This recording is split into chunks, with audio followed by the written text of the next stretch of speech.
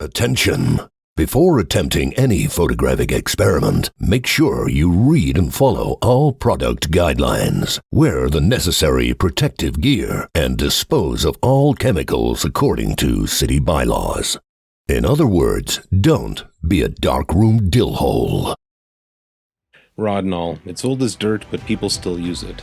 This awesome little one-shot developer has been around since the 1890s and is still considered a top choice for black and white photography because it is super easy to use. The version I have is called Blazonal. It's chemically identical, but has a much better name. Hi everyone, Azriel Knight here, and today I want to look at the dilution differences of Rodinal.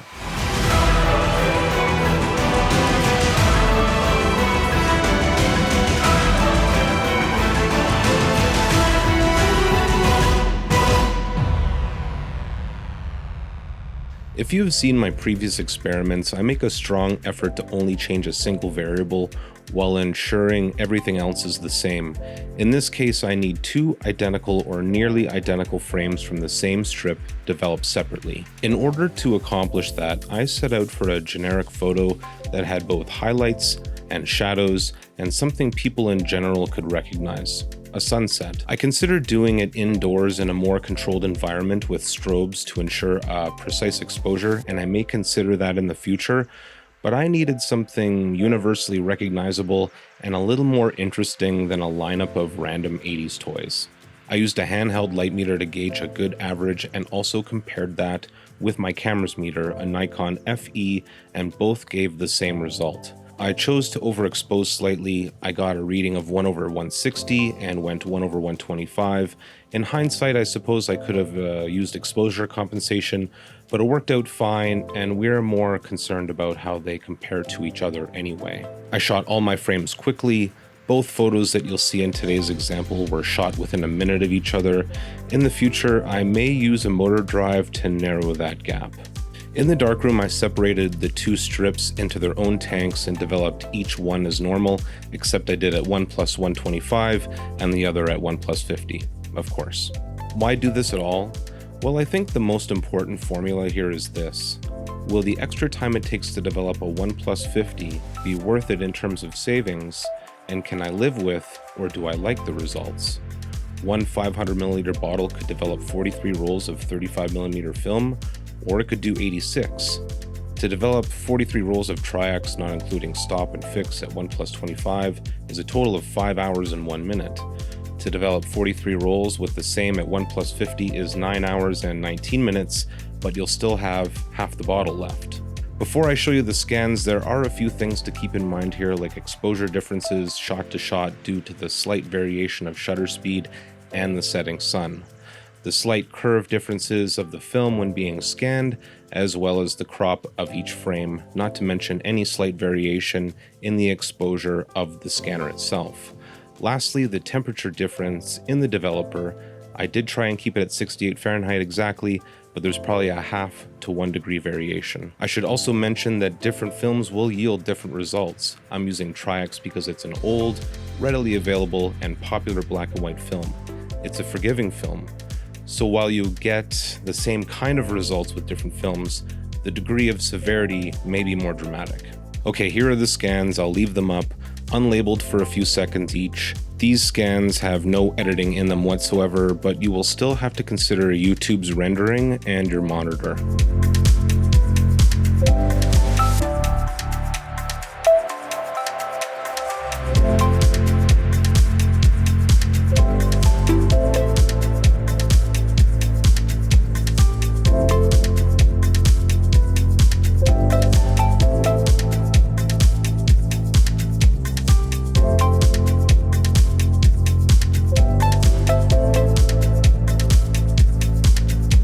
Alright, here's the 1+50 and 1+25.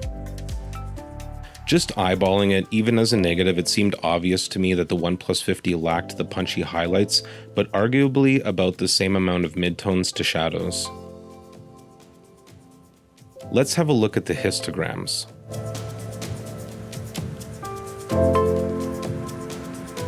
You can say there's more contrast to simplify things, but how much contrast from the darkest to lightest areas is just not consistent across. It varies. It would be more accurate to say it has more contrast in the mids to highlights while retaining shadow detail. The last thing I want to mention here is sharpness. If you look closely at this tower here called the bow tower, you can see the 50 is sharper. It's not by leaps and bounds, but the pattern in the building is more noticeable here. Scanners can give some great info, but I don't think it's without its drawbacks. I realized the only way I was going to see the whole picture was to come back here into the darkroom. I made a series of test strips, and here's the breakdown of that. My goal here was to see how the image renders on paper and how the grain looks in the highlights. I made 4 strips, 2 from each negative. Using my enlarger, I set out to make a small section of the biggest enlargement. To do this, I set my enlarger all the way up to the top. In this case, 22 inches long is as big as I can get with my current setup.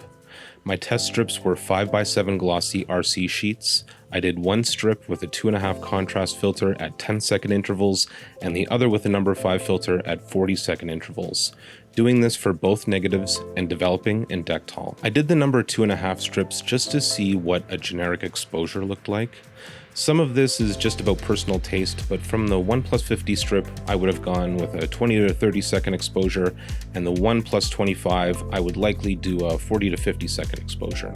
I thought if I did a long exposure with a number 5 contrast filter, I could bring out as much grain as possible in the highlights, thus being able to see how it was affected.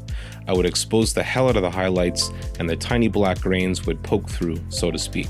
Looking at the 2 strips and putting the 1/22 exposure from the 1+25 and the 80-second exposure from the 1+50, the 1+50 looks like it has a little more grain. I can't be sure though, I don't have an exact comparison. My task for next time will be to make sure my strips compensate better. I need to see it for myself to be 100%. Alright, now that I have what would be the analog version of Pixel Peep, grain gawk, now that I have finished grain gawking at everything, here are some of my thoughts.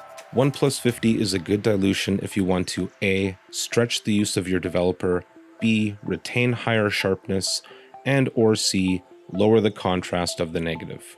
Use a 1+25 dilution if you want to A. Save time developing, and or B. Increase contrast of the image.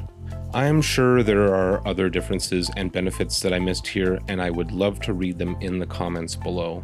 But my knee-jerk reaction is that 1+50 has slightly more upsides for me. It's a flatter negative, so you can control your contrast more. It costs half as much, and it's sharper. I think at the very least, it's a reminder of how nuanced film photography is, and even if you've got your choices locked down, i.e. your camera, lens, film, and ISO, you still have other ways to control your final image.